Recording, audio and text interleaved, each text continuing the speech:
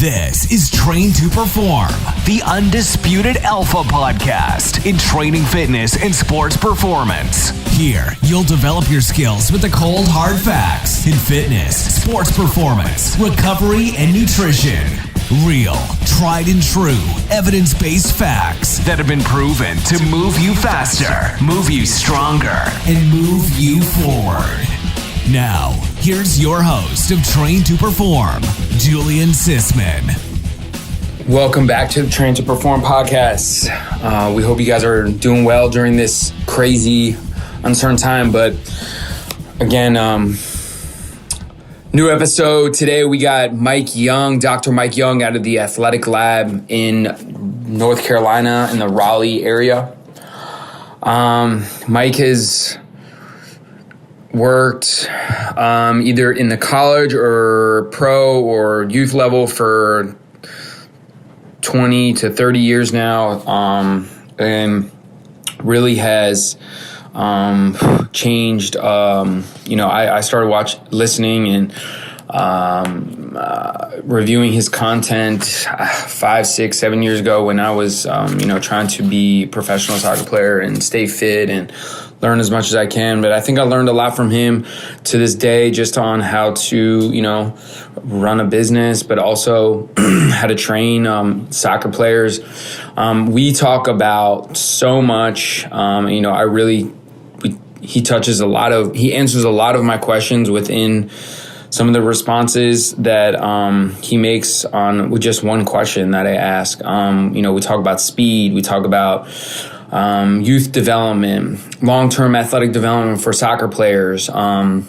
We even talk about how his daughter, started honestly strength training at 8 years old and, started dabbling with, different things. And, she's, 13 now and crushing it. So it's really important that, honestly, any soccer coach, strength coach, parent, listen to this. We touch a lot of subjects, and I will put them in the show notes below. But if you want to learn more about his work, check him out at Athletic Lab on Instagram or at Mike Young PhD. So hope you guys enjoy it. Again, please share, review. Thank you, and have a great day. So what's going on, man? So how's everything with you? I know you're a busy guy, especially with the last minute NWSL tournament, I think.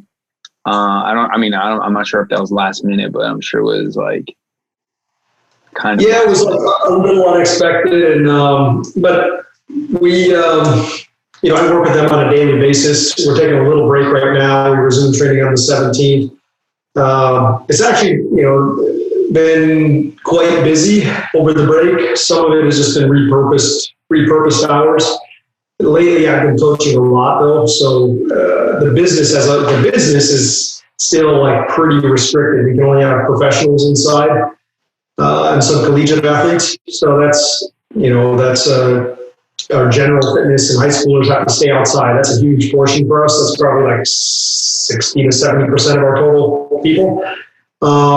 So professionals and collegiates inside, and I've got like a pretty nice training schedule now. I'm training some of the Courage girls, and then I got a pro track group and some NBA guys from teams that weren't in the bubble. So it's been busy, and then we're trying to do a couple of other little things like coaching ed stuff, putting our mentorship online. So a lot of it's been like getting creative, repurposing hours, but thankfully I've been busy, and I'm grateful for that. It is hard. It is going to be a hurting though, but we're coming up on 6 months, I think, and then I think we just got extended for another. It's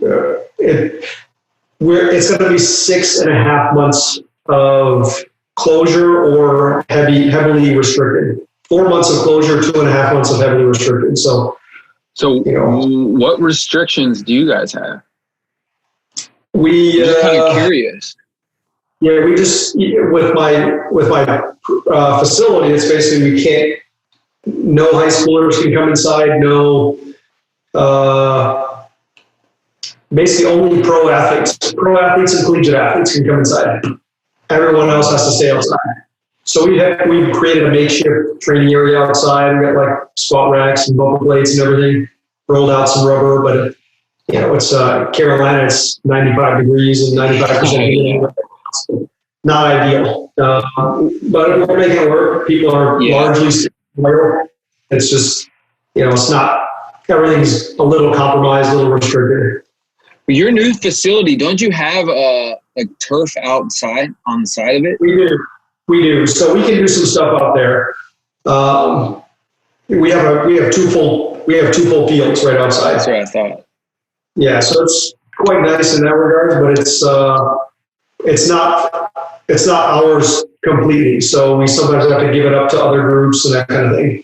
But that's been a really beneficial thing to have in a situation like this. Like we can use, no one else has anything like that. We just have to work around some other field reservations. Big soccer club around here takes over the field probably for 12 hours a week, that kind of thing. So, but it's been a godsend to have it. Really, it's worked really well. Sweet. So, really, I just try to kind of like get an idea of like how you started into what you're into now, and then I'm just gonna I have written down a bunch of questions that will probably lead me to other questions. But how'd you get started into what you're doing? Like, really, I've been following you for, God, I can't even tell you how long. I think the one main thing was like when I was trying to play pro, I was looking for somewhere I can get more fitness, soccer fitness stuff. And I think you were in that transition of leaving Vancouver, kind of like not as much involved anymore. And, you were doing a lot of blogging about like different fitness stuff. And then that's where I kind of ran across your name. But, I don't know, that was probably like 5, 6, 7 years ago. Yeah. So where are you from, first of all? I'm from Buffalo, New York, but I've lived all over the place. So spent about 20 years in Buffalo, moved to Athens, Ohio for 2 different stints to go to school and to finish a dissertation. Lived in Louisiana for 4 years, lived in Vancouver for a little over 2, lived in North Carolina, 2 stints, adding up to around 10 years. Lived in West Point, New York for 3.5 years. So I've been around quite a bit. Short stints here and there, like, kind of like living for a month or 2 months or whatever in different parts of the country as well. But those are the big ones. I think I've moved all told probably something like 15 times, which is pretty high for a non-military brat kind of guy. I enjoy travel. I enjoy the adventure of it. Don't feel really tied down. My parents are not from they live here. My mom lives in the U.S. in Buffalo, but we don't have any other family in the country, so it's not like I have massive roots in anywhere in particular. Did my undergrad at Ohio University, stayed for a master's degree, moved on to LSU for a PhD. Up until that point, and actually slightly beyond that, I was almost exclusively track and field and strength and conditioning. So my background as an athlete was track and field. I was really enamored by strength and conditioning. I was a decathlete, so I had a good basis of not just speed development and strength development from throwing and sprinting, but also you have to run a mile and you have to jump. So it's kind of an all-around athletic background in terms of what I was training myself to be, and later the event group that I've kind of had the most success in probably in track and field is the decathlon. And so left LSU, coached at West Point for a couple of years, left West Point to start my business. That's kind of when I started to get integrated in soccer. So I moved down to North Carolina, sight unseen. It was one of these places that I just thought would make a good fit. It had checked a lot of boxes. I was down here just for a site visit. I liked it so much, and a handful of opportunities kind of popped up, none of which actually came to fruition. Kept me down here long enough to settle down a little bit, get an apartment. After about 3 or 4 months here, I was approached by an NASL team, which at the time was second division U.S. soccer. And it was actually the Carolina Railhawks at the time. They asked me to be their fitness coach. So I, of course, jumped at it. In retrospect,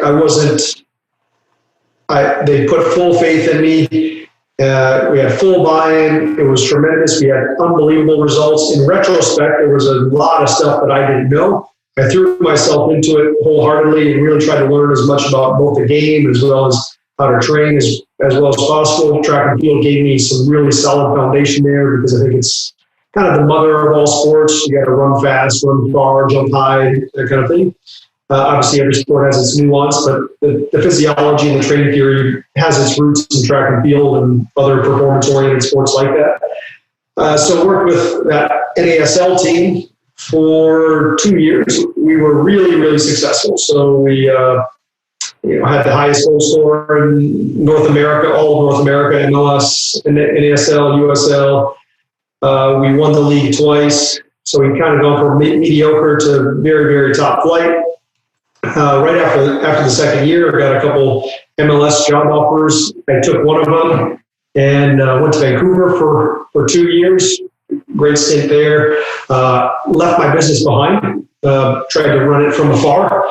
And then when I came back after 2 years, helped Vancouver just a little bit while I had come back, seeing if they could manage some of the systems that I put into place, and then came back. Within about a year or two of coming back, I started to work with that same club, which then had transformed from North Carolina Railhawks to NCFC, North Carolina Football Club. They subsequently got a women's team, the North Carolina Courage. They bought them from Western New York, which is not too far from where I'm originally from. I've pretty much been full-time with the women's team since they came on. It's a little bit more involved role for a variety of reasons. The women's league has a very tight relationship with the federation. We've got 5 U.S. national team players, so I'm effectively a surrogate to the players while they're gone. Heavily supported through the federation, our GPS system, our tracking, our monitoring, all of that. I have access to a lot of things that the league profitability probably would not otherwise permit. So it's a pretty high-level experience for the girls because of what we're able to provide. And so I'm with them every day, still overseeing the men's side. I'm kind of the performance director for the whole club. So I have someone who's day-to-day with the club, assistant of mine, Bo Haynes. He is with them 2 to 3 days a week, does their S&C, sometimes runs their warm-ups and their conditioning. And I'm not with them as much anymore, the men's side. I'm with the women all the time. And then still coach a lot of pros and other areas. Still work quite a bit in track and field. Right now I've got a group of 13 elite-level track and field guys. If all goes to plan, we'll have at least one, I think, in Tokyo Olympics. And I would guess that 10 plus will be at the Olympic trials. And have gotten a couple of NBA guys that I'm working with right now. That's seasonal, obviously. And a couple NFL guys that is also seasonal. But have had the business for approaching 11 years. I think it's just coming up on a week or two where we'll hit the 11-year mark. So I've dabbled in a couple different areas. Somewhere in there, I also coached at NC State. So over the past maybe 15 years, I've worked in 2 of 3 different domains for the whole time, either private sector, professional sport, or collegiate sport. I've worked in 2 of those at any given time. I can't recall a point where I was ever down to 1, and at some point there may have been an overlap with 3. So, it's given me a little bit of unique perspective. People kind of always think grass is greener in the other side, and I'm can assure you that there are pros and cons to every different area. Whether that's money or time or support or the level of athlete you work with, they all have their pros and cons. I do feel very lucky and blessed to be able to work across a couple of them. Would kind of explore other areas if opportunities came about as well. But I really enjoy what I do. I like kind of going to work every day because I get to work with really cool people and do the things that I'm really passionate about. Yeah. I hope you are, because that's a lot. It's a lot. Wow. So you touched like a bunch of my questions, but kind of going back to the track and field and its relationship, like kind of how do you feel like it overlaps with sort of soccer, especially on the, like now, like, like with soccer, like a long time ago, especially when I was playing, until more recently, there was not much of like S&C. And I'm not even that old. Like I'm only 32 years old, and it wasn't really like the thing to do back in the day. It was like, all right, you're gonna literally practice like warm up, like run a couple laps, like get ready for practice, and then like the old school way. Especially here in US. How do you see it has changed, and like what do you feel like needs to be changed? Like a few things that need to be changed. I still feel like it's still, goes on. Yeah, I agree. I've seen it morph a little bit, and better practitioners and better practices have kind of come into play. I'm going to back up just a little bit and say that I think that, soccer, S&C, strength conditioning in the U.S. is quite poor, and it doesn't need to be. I still think there's a really bad culture especially on the men's side, with S&C. I haven't seen it so much on the women's side. I'm not sure. I haven't worked with women at the pro level as much as I work with men, but I have quite a few high schoolers and collegiate athletes that I work with, and they all are, very hard-nosed.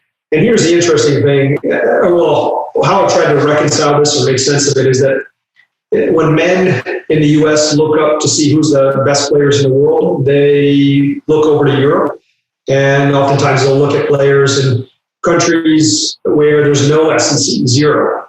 Or they'll have a guy who's clearly great. He doesn't go in the gym. He doesn't maybe work hard. On the women's side, the women need to look no further than the women in the U.S. And the women in the U.S. are taller, faster, stronger, better endurance, better athletes. We just run over girls. So we run over every other team in the world at the World Cup level and the club championships, whatever. And I think that so when we're looking for role models, that's what you see across genders. And I think that's starting to change as you get guys at the highest level of the sport on the men's side in Europe and elsewhere who are legitimate, gym rats. Ronaldo's kind of putting a dent in that a little bit with the longevity of his career and obviously the amount of, at least his sheer athleticism. But I think that's kind of the roots of it. Now, what's a shame here is that U.S. on the men's side are going to have a really hard time ever catching up to their European or South American counterparts because we just don't have the playing culture that those countries have. But what's easy to catch up on is the S&C. I can say without a doubt that U.S. is the best S&C country in the world. It's not even close, in my opinion. Every other country looks up to us. Now, when it comes to monitoring, that's a different story. You can throw in countries like, UK and Spain and Australia. Spain doing a fantastic job in terms of monitoring player load and GPS and heart rate monitoring and different metrics and tests and so forth. But in terms of just simply getting someone strong and fast and powerful and enduring, U.S. is top. I mean, that's why we're top in those sports, track and field and distance running and weightlifting and whatever. We do really well in physical development, but not so much when it comes to physical development for the footballer or the soccer player. So especially on the men's side. So it is really interesting, but I have seen it come a long way. So now players are a little bit more open to going in the weight room.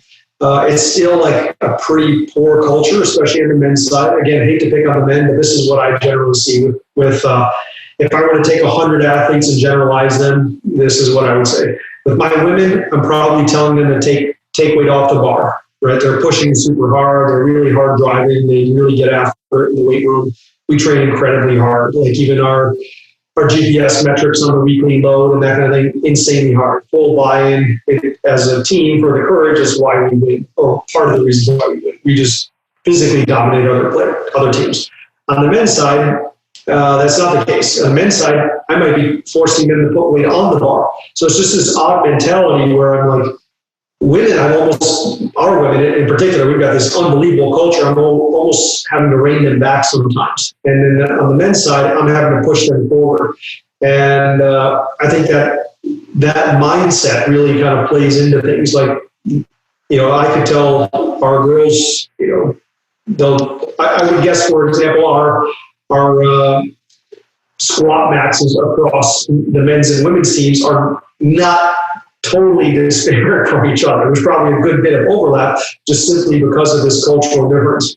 That the women will push so hard and the men will, need to be pushed quite a bit. It is coming up, but it's slow. It's kind of like what happened in baseball many years ago, right? It wasn't until you got your Mark McGuire's and your Sammy Sosa's, steroids notwithstanding, that people started to realize, like, hey, physicality can give you a huge boost in your game. And until people really recognize that in the sport of soccer, I think it's going to lag behind.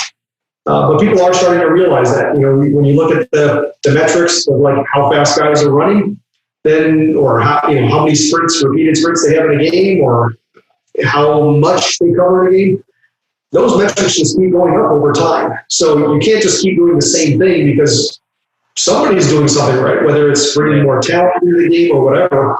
And in the U.S., it's like, especially in the MLS or the USL, it's not like we're buying talent, right? So these Premiership clubs, they can go out and they buy a guy for $30 million. They buy 2 or 3 guys for $30 million.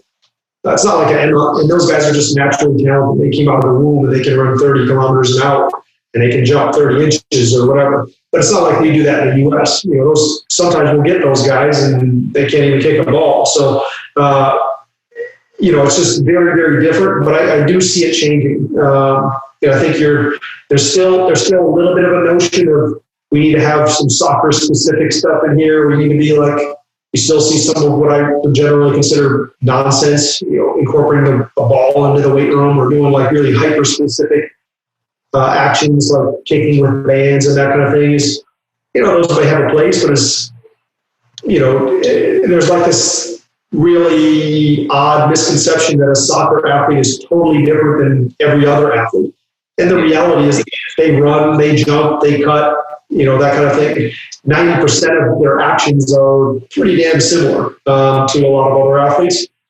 And they're, for the most part, team sport athletes are novices in terms of physical training, whether it's weight room or aerobic training or whatever. They're kind of novices in that regard. And they don't need to do anything hyper-specific or, really advanced. It's just sprint them occasionally, lift heavy occasionally, do some intense plyometrics. It's just get the basics really right, really well done, and it just goes such a long way. Coming from a track and field background where the difference between a winner and a loser is like 1% in the 100 meters or in the shot put or the long or 1%. It's almost imperceptible. Mm-hmm. And we're just talking about physicality here. You're basically faster by 1% or less. That there's no leeway for, you got to like check all these boxes and really refine things and do everything perfectly. And I don't find that to be the case with team sports. You just have to put the big rocks in the bucket and do a couple things with regularity and frequency and do them well. Don't do shit push-ups and really bad squats and pick your core exercises and rep schemes, and then you're pretty much good to go. Like you could get 80 to 90% of the development that you want in a team sport setting very, very simply. It's I think people make it a lot harder than it is. The monitoring can be tough, like knowing when to change exercises or how to address different injuries and that kind of thing is obviously takes time and know how to do. But it's almost it's odd to me, coming from sport like track and field and weightlifting, how poor or almost I don't know a way to, I don't mean to be insulting, but like ignorant of how to train, the physicality. And I don't mean they're not well intended in any regards, but there's some basic tenets of performance training which are pretty much ignored in some team sports. And, we probably all seen the kind of laughable type of things that come out of some of the European leagues, and you see some similar stuff in MLS, but I now think MLS is doing quite well. Like you got some good coaches in there who really know what they're doing, and I think it's just going to take a little bit of time. I think, until we get a couple Americans who are really at the top of the game that have come through the collegiate system, that lift weights, that sprint hard, that, have a good work ethic, and their success is attributable to that's when you're going to start to see this real sea change of culture, I think, in American soccer, men's in particular. Yeah, I mean, you touched on so many important, things there. Like, it's so true, and it's crazy because, I'm in an area. I'm outside of DC, and I'm in an area where soccer is like everywhere. I mean, and it is like it's sort of mind blowing with so many like coaches around here that still just believe in like having to crush these kids, playing all the time, and especially now where there's no end. There's nothing they're like working towards. And I have these conversations with some of these coaches. I'm like, but listen, like, this is a perfect time if your kid is like, has been injured or like needs some type of physical, preparation. If you feel like, your kids are, not as strong as they could be, or like have time to like work themselves to get stronger and lower their risk of injury and like all those things. This is the perfect time, but they still, like kind of let that thing like fly over their head. And we're talking youth coaches here. And I kind of want to back up real quick and ask you, like, how important do you think, the reason I'm asking is because I know you also are sort of like a online platform that works with like LTE. Yeah. And so how important do you feel that they start like 8, 9, 10 years old at a very basic level, obviously, and like, move on up? Yeah, I think it's absolutely critical. So myself and my business partner of a company in the UK called Proformance, we're really putting a lot of stuff out there in terms of LTAD and basically just that's an area where I think the US is a little bit behind. So in the US, we have this, what I call a Civ type of platform. We have more talent, we have more diverse from talent wise, and we have people from every nationality here. So we have your people who are like European and African and South American and everything else. They're all here. Other countries can't say that. So we have this incredibly diverse gene pool. We have resources. We have support structures. We have the collegiate Division I system. But you put all this together, and we're missing. We don't do anything really until late high school, college system really. So our college and pro system is pretty phenomenal, especially for our major league sports and our big time college system. But high school is just kind of like, we still have a lot of high school coaches who are like the well-intentioned parent or whatever, or the math teacher who's, maybe played in middle school or something like that. And then below high school is basically nothing. It's like whatever, the teacher or the, random parent or whatever, all well-intended and they need to be involved. But in many countries, the countries that do this right, what they do is they put their best coaches at the bottom of the pipeline because they don't have the talent pool that we have. So we can just take all these people, put them in the sieve, and hope somebody comes out the other side.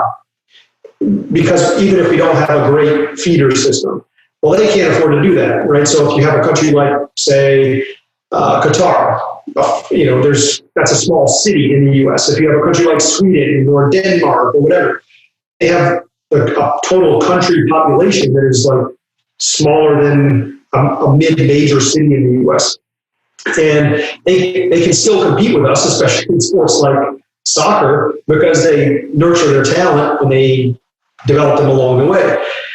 If we were to ever do that, and obviously to some extent it's non-democratic to force kids to do certain things at a certain age and everything else, but putting that aside, that if you were to actually have a feeder system and a pipeline and a development system that is even remotely structured, it would really go a long way in terms of our national success.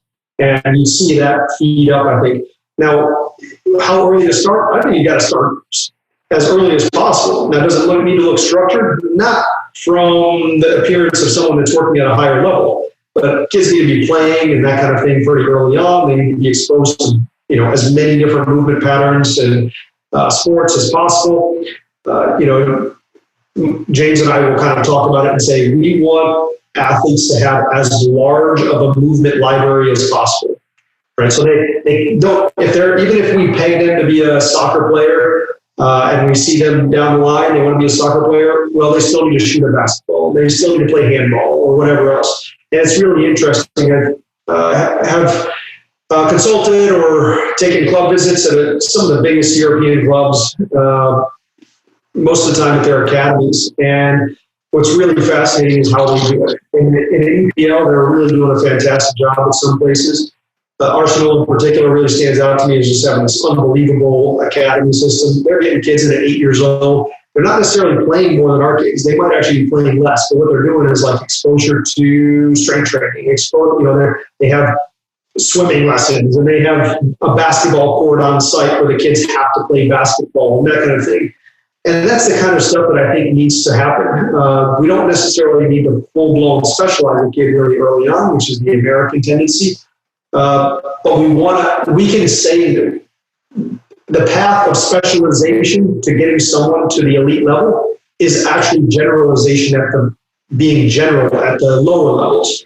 So if we can, we want to start to integrate that type of work as early as possible. It should look like play. It should look like fun early on and get gradually more progressive, more structured, more intense over time, build someone's work capacity over time. And I think if we were to do that, we wouldn't have to take this sieve approach. We would be putting our best talent in the right sports and having them come out the other side as a better athlete. Right now, it's just like we hope they make it through high school well enough to have earned a college scholarship, right? How many athletes don't ever get a college scholarship, especially in a sport like, say, soccer, where a lot of it comes down to being with 10 other guys in the right field, or having a coach that can nurture you or whatever. How many guys just get overlooked? Don't get a decent college scholarship, either give up or don't go to the right school, then their development gets stunted. Well, that's not what happens overseas in the academy systems overseas. And what's interesting is that we look at those academy systems and we go, okay, what they're doing is they're playing soccer all the time. They're not. They're like it's all around athletic development. It is like truly all encompassing. They're doing parkour. They're doing basketball. They're swimming, gymnastics, learning how to tumble. All this stuff. It's pretty interesting. And they're getting exposure to weight training movements. Not necessarily loaded, but they're learning how to do it. quite early. And I think, that's a big part of the system. They're getting away with talent pools that are a fraction of our own, and then beating the crap out of us on the soccer pitch because they're taking the small talent that they do have and actually developing it. They can't afford to lose it. We have the size where we can afford to lose it, but even then, it's not going to work well in sports like soccer. I don't think so. The other kind of thing, and I actually need to put a lecture to this together because I had a handful of requests. This is good.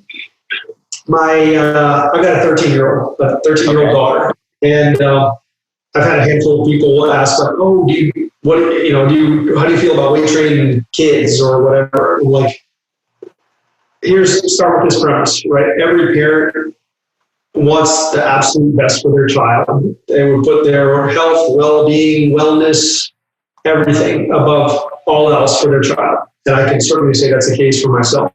And my daughter, she's lived around this stuff since she was born, basically. At 2 weeks, she was out on the track with me, having a starting gun fire off of her head, and she's lived in the gym and everything else. My daughter is she started doing some form of lifting, not like maxing or lifting heavy, probably, to be honest, at around 8 years old. It was not structured at all. Sometimes it was basically just her tagging on to a session that I'm coaching, and she just picks up a weight and she does a little something. But now by the time she's 10 years old, she can do clean. It looks like it's masterful. And she's 13 years old now, and we don't push the weights, but if we were to 1RM, I'm certain she could 1RM 1.5 times body weight squat. I know she can clean 1.2 times body weight. So power clean. So, and we're not even testing. We're not even doing a super structured or anything like that. But I think there's you start to teach movement patterns. You start to get exposures to different activities. And her mom is insanely talented, but I mean, she doesn't. We don't even really train, to be perfectly honest with you. She comes and she'll work out with me. She goes to the track and she sets the school record in the events that she does. So it's I'm just hands off. People are probably looking at it oh, Mike Young is coaching his daughter 6 hours a day. Nope. I don't even have anything to do with it until she wants to say, hey, let's go do something. And she loves it. We go in and do it. And she's had this exposure to these activities and different movement patterns for a long time. She can do cartwheels. She can do somersault. She can kick a ball. She can shoot a ball. She's chosen kind of track and field and jumping and that kind of thing. But she can do all her weightlifting movements. So she's built this huge movement library where if she chooses to do something else, she can. If she wants to focus, she can. I haven't put her in any organized sport, to be perfectly honest with you. I'm totally hands off. I just let her do what she wants to do. But she's kind of been a part of this, and I kind of think, oh, well, what is this case study of I presumably know enough not to hurt, and I would, as a coach and as a parent, I would presumably never want to do anything that isn't in the best interest of my child. What have I done here? Nothing really structured, a lot of organized play early on, gradually ramping things up in terms of intensity, in terms of movement standards, that kind of thing. She's kind of self-selected as somewhat of a specialization. She likes to sprint. She likes to do jumping, but we still go in and we warm up by kicking a soccer ball. We warm up by throwing around a football. We've got a lot of tag type games. She still goes into our LTAD class, which we call Scholastic Prep at Athletic Lab, which is kind of exposure to just a ton of different movement patterns and different skill sets. So developing fitness in a very fun and game-like child play-oriented way. So, it's kind of interesting. I think maybe it backfires on me. Maybe I should have taken a more structured approach. Maybe I shouldn't have done anything. I don't know. But we have, without any early specialization, she's, head and shoulders above everyone else, all her peers. And I'm not the tallest guy. I'm 5'8" probably, 5'8" and a half maybe on a really great day. And she's above average height for her age. And I think she's 13 and already reached average height for a female. So, all of the kind of negative concerns of strength training or exposure to training are just basically washed out the window. Here's this girl, she's 13, has been lifting since, in some capacity, since 8 years old or whatever. She's taller than her parents would. Her parents' genetics should have you believe that she is. She's stronger. She's faster. So, she's not forced into doing anything. She's actually like presses to do more. So it's been, I've kind of thought about turning this into a little presentation. What would you do if you were training your child? And I think if you could approach it that way, understanding what the research literature says, and there's just a lot of great guys out there who are kind of doing the research on this topic, it's relatively straightforward. The LTAD stuff is, from the parents' perspective, is filled with effectively mythology, right?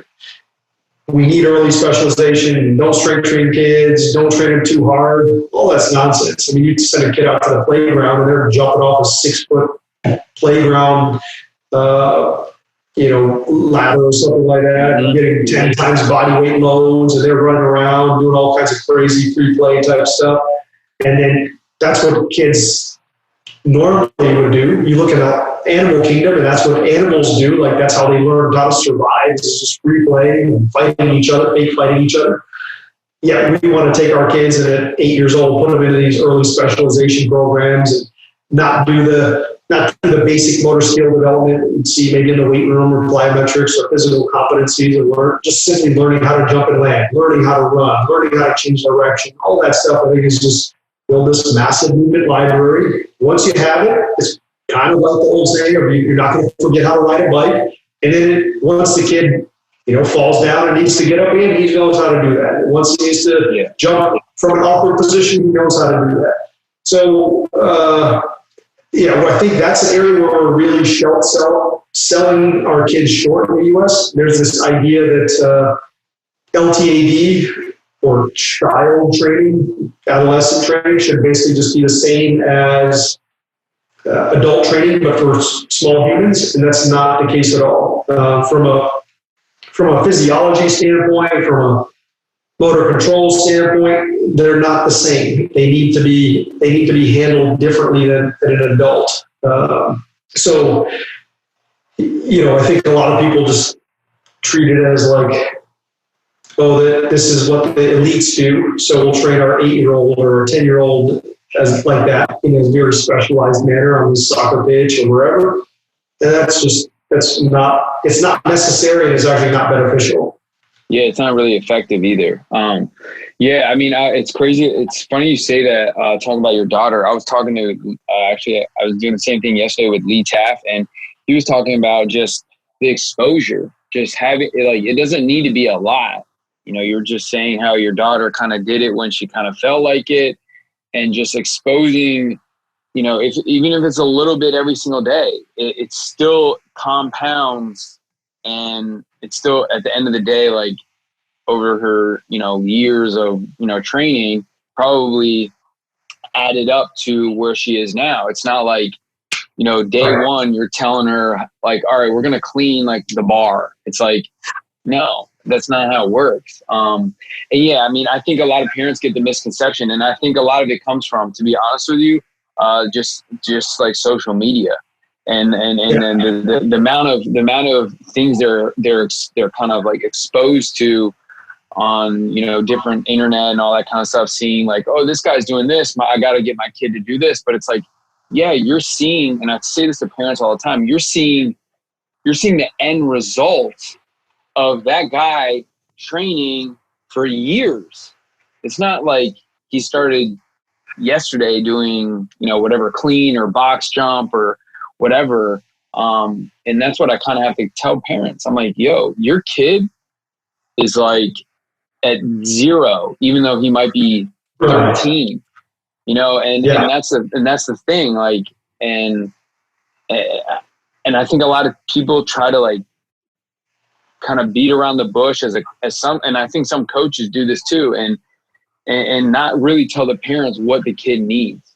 And I understand like the kid wants to be fast, but like all he's been exposed to is soccer practice. That's nothing. Teaching the kid how to run properly, mechanics, like all that stuff, like it takes time. It's not like overnight. Yeah. And even then, it needs, just like soccer, needs to be addressed forever, basically. If you don't want it to go away, you pretty much need to keep it. There's this notion that, oh, we'll send our kid to speed camp or whatever it is, and he'll be magically faster for the rest of his life. And probably that's less true than if you send him to soccer camp. You send him to soccer camp, he's going to learn some technical, tactical skills, and you might be able to hold on to them without playing. But the physical side of things, you're going to lose the physical adaptation within 4 to 6 weeks, and then you got nothing. So, we talk about that with our pros. This idea that these guys are novices. They might be at the highest level when it comes to soccer skill and technical.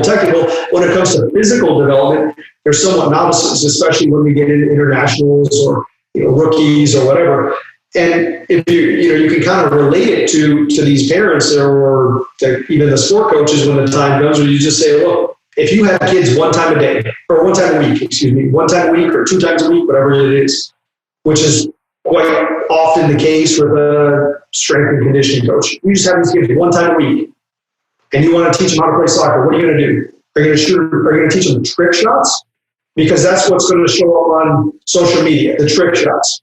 Or are you just going to show them how to dribble the ball, or hit a shot, or, lock your ankle, or whatever it is? You got to start with the very, very basic stuff and not look at what's on social media, because social media is like, it's a blessing and a curse.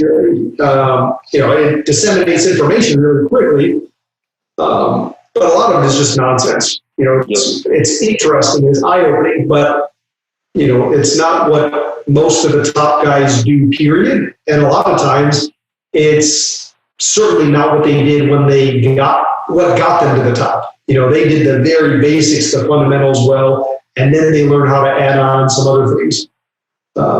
Social media rewards sexy and novel.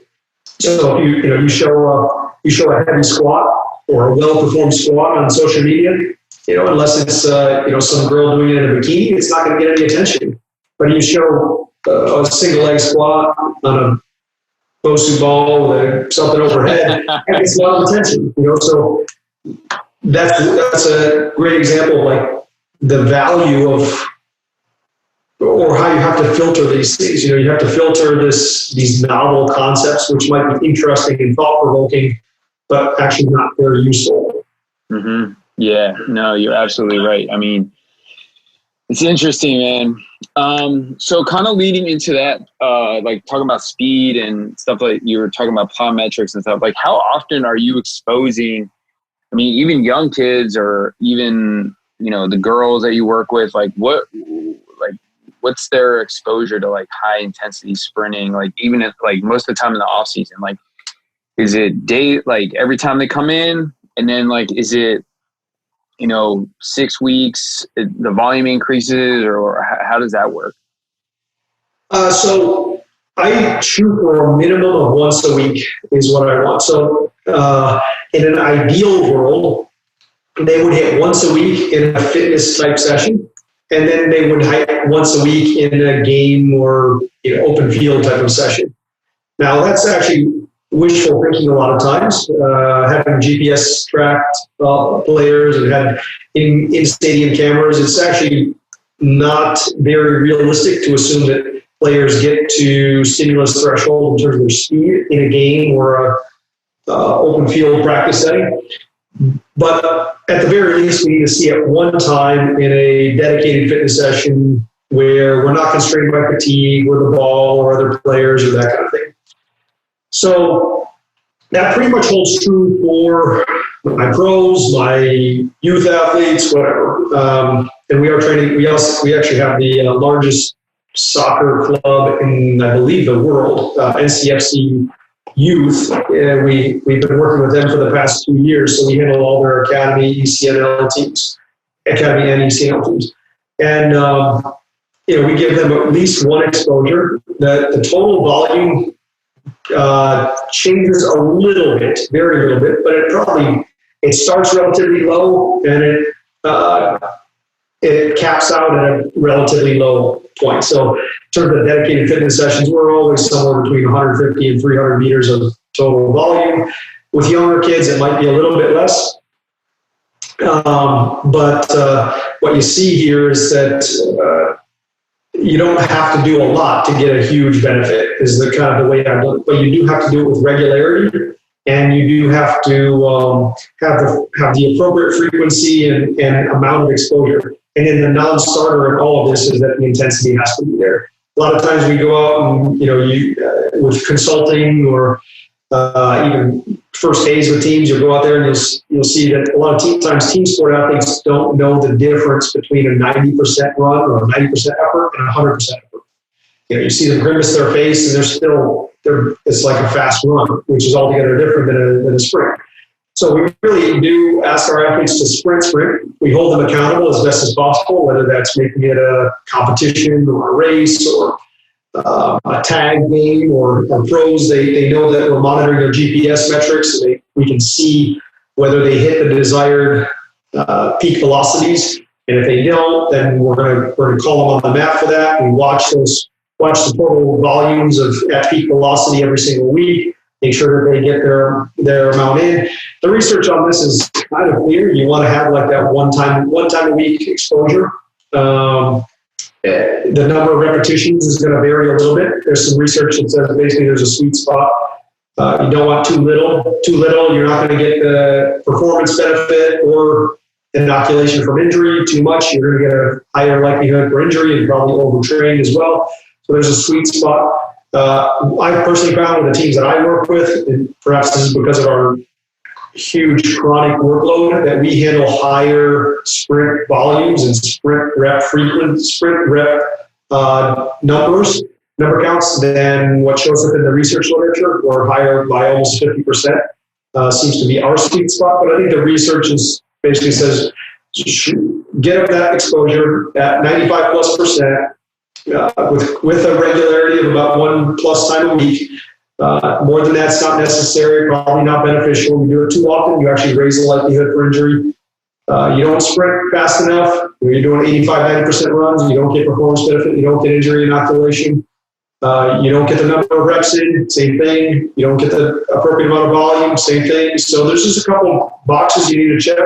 It's really not all that difficult. I do try to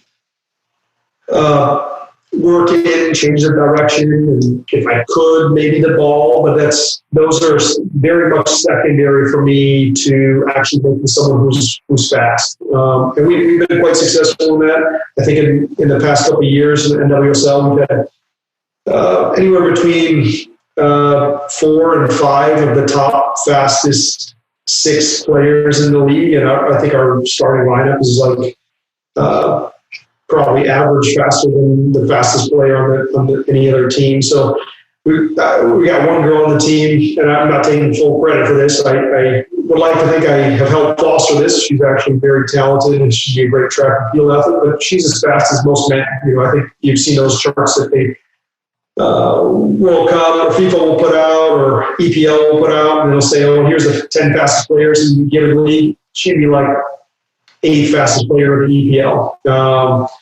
And, so she'd run around a lot of male players. She'd run as fast as 35 kilometers an hour or 34.8 kilometers an hour, which is like 21-ish miles.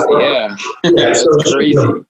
And, it's obvious on the field. It's obvious that she's the fastest person, which we've actually got a couple players on our team that are pretty dang close to as fast as that. So it makes a difference. I think when it comes to football players, soccer players, you just got to relate it.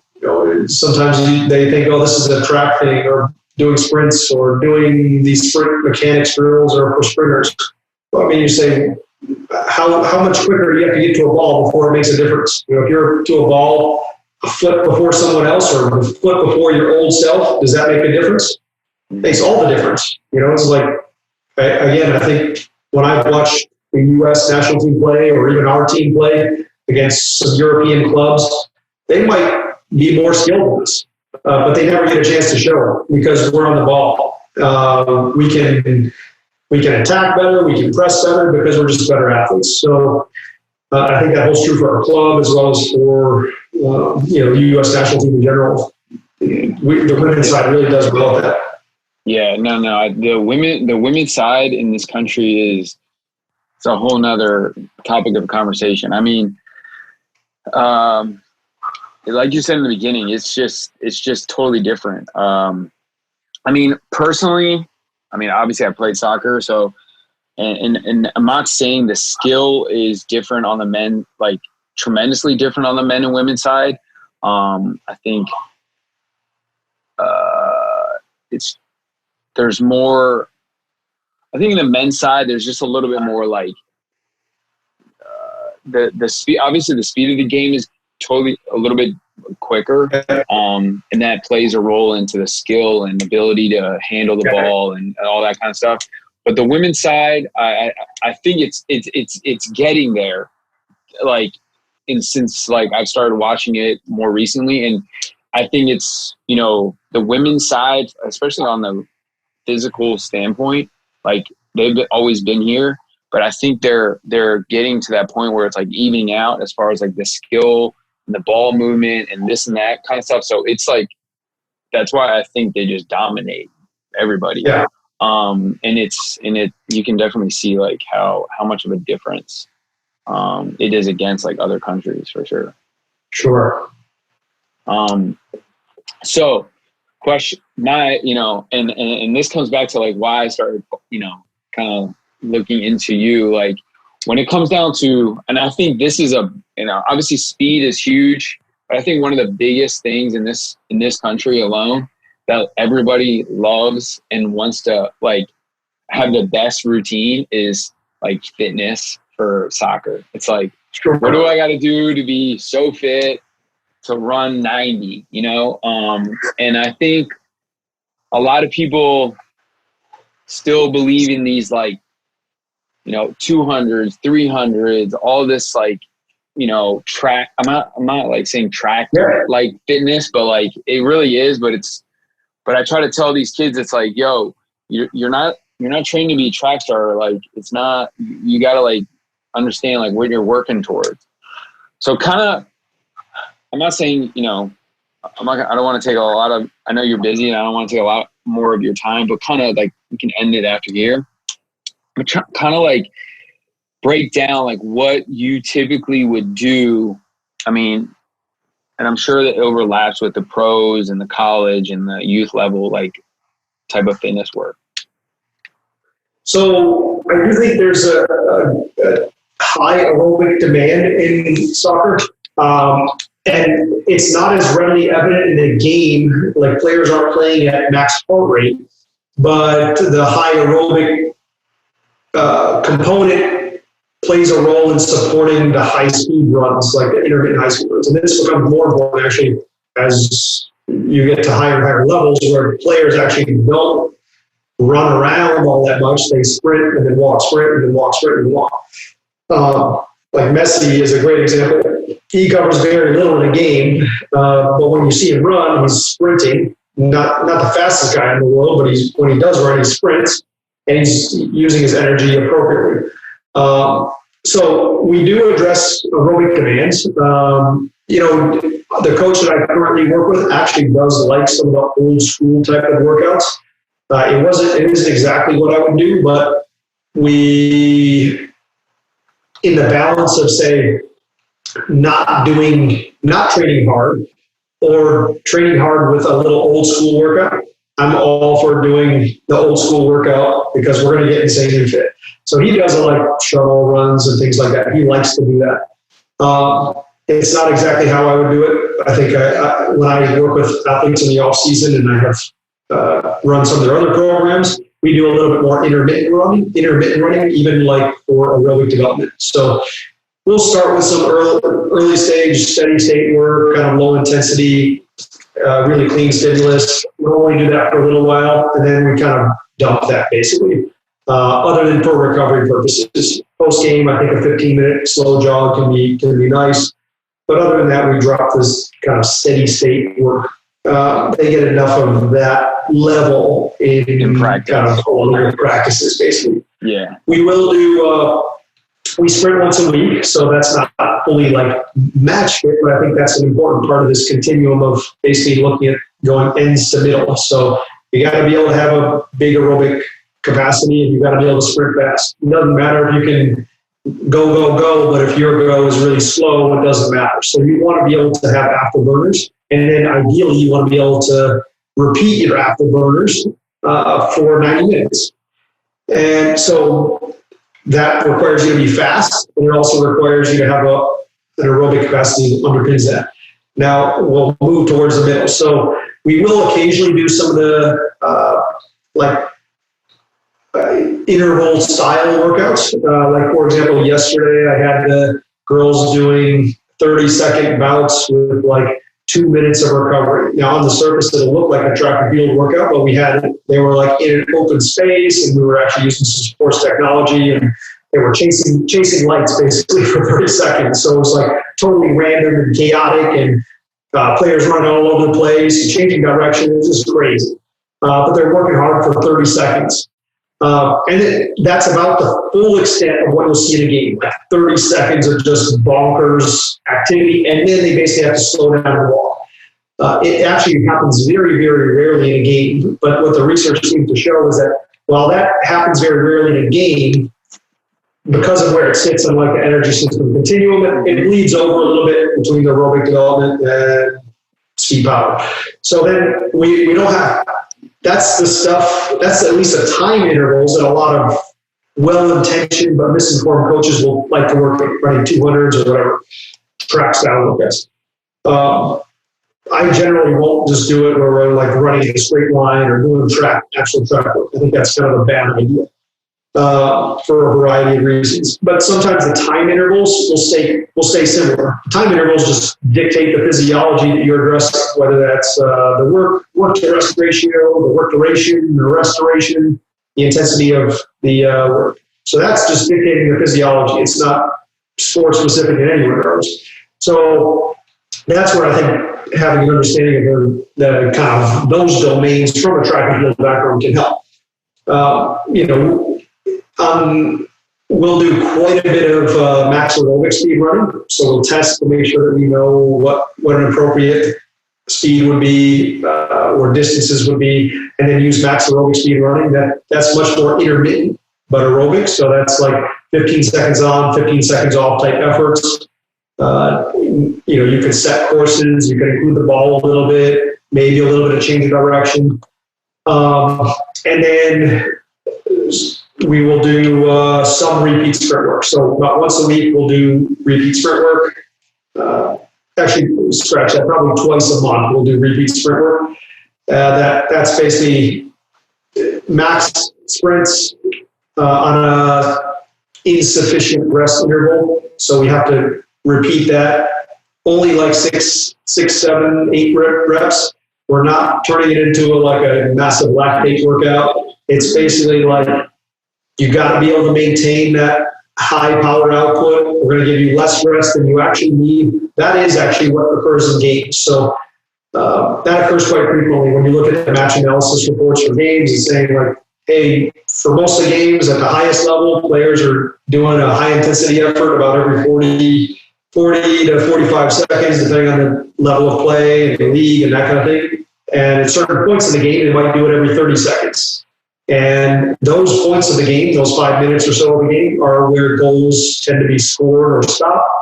So they need to be ready for that. And that's really kind of training this, completing this ends to middle continuum. Like, can I repeat this high power output activity? So I tend to kind of gravitate towards the max aerobic speed running, combined with some repeat sprint work, and probably twice a month do what is effectively like an anaerobic glycolytic session, not doing 200s per se, but in that 30 to 45 second time period of work, where that's the type of energy system domain that doesn't really get addressed in games. And we're not addressing it for specificity of the games, but because it has so much bang for your buck. Like I could literally do 6 times 30 second bouts with 2 minutes of effort. We're done in about 12 to 15 minutes. And that's like all they need for the week. It's such a powerful stimulus. You don't need to do it all the time. The mistake comes into play when you feel like you need to have a kid puking every day or that harder is better. Like at lower levels, the sport is more aerobic and probably a little bit more or lactate. But at higher levels, you don't really ever hit lactate threshold at all. Like you're just sprinting and walking, or sprinting and slow jogging. And the best players tend to do more of that, especially in your up top position. So, how I would train a kid would be a little bit different. They'd obviously need a little bit more aerobic capacity. So we steer more towards like 4 minute efforts and that kind of thing. We'll rarely, if ever, do like long, slow, steady state work other than for like a week or two very early in the preseason. And then that might just be once a week, if that. And then we move to like longer intervals, 4 by 4 minutes, that kind of thing. Pretty well research validated for that. It's like a sweet spot for aerobic stimulus. You can incorporate the ball on that, make a little course where they dribble around, monitor heart rate, make sure they stay in the 70 to 79% max heart rate zone, and you're golden.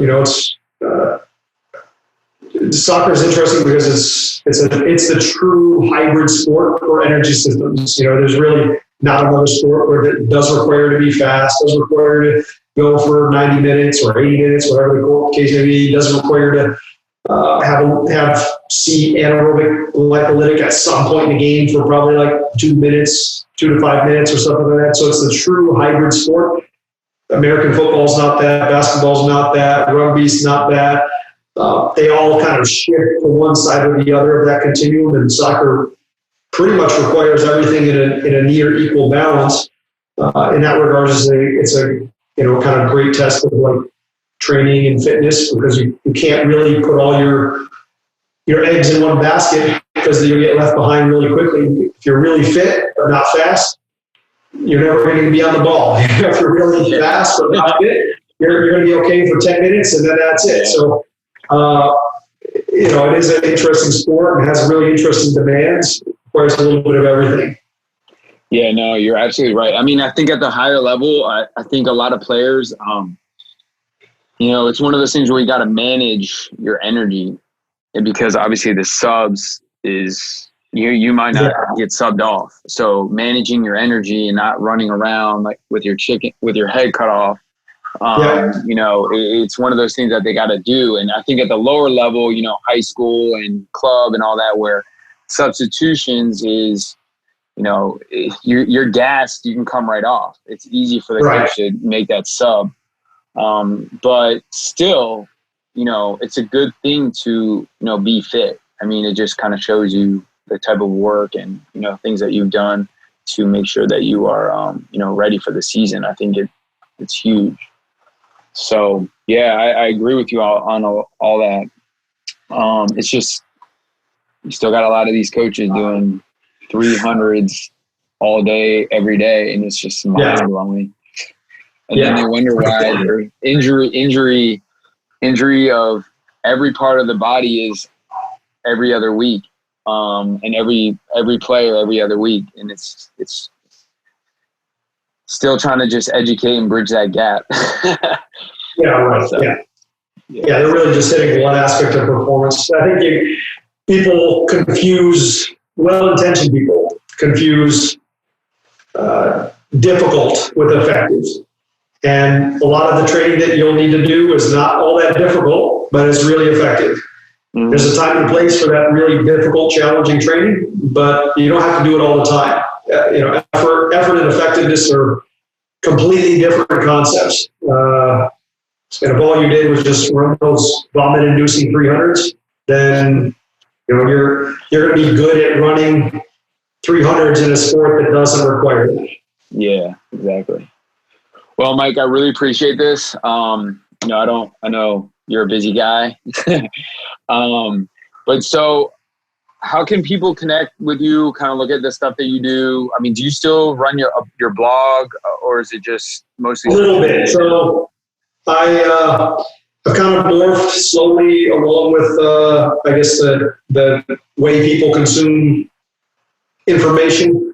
I have gotten away from blogging, not because I want to, but because I have a hard time sitting down and writing much.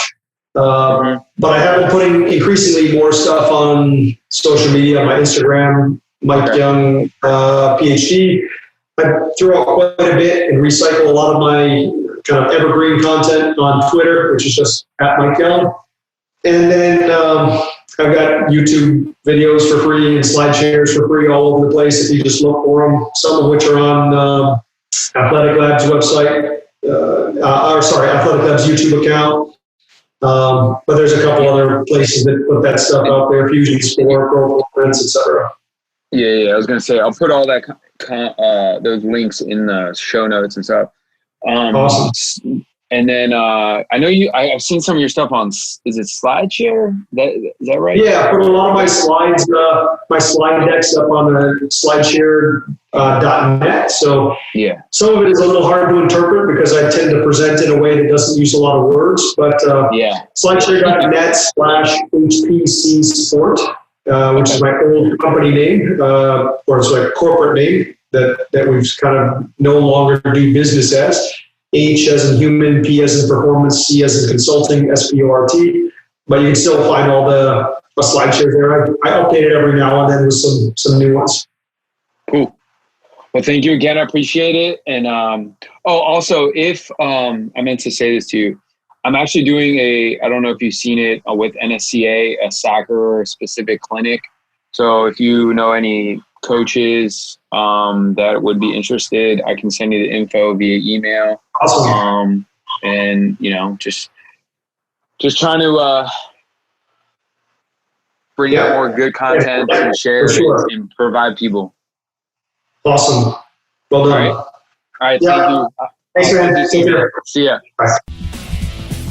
Thanks for listening to Train to Perform with Julian Sisman. Learn how you can work with Julian in a personal training session, either online or in person, at prepareforperformance.com. And follow on social media for more tips on training, fitness, and sports performance. On Twitter at jsisman_PFP and Instagram at prepareforperformance.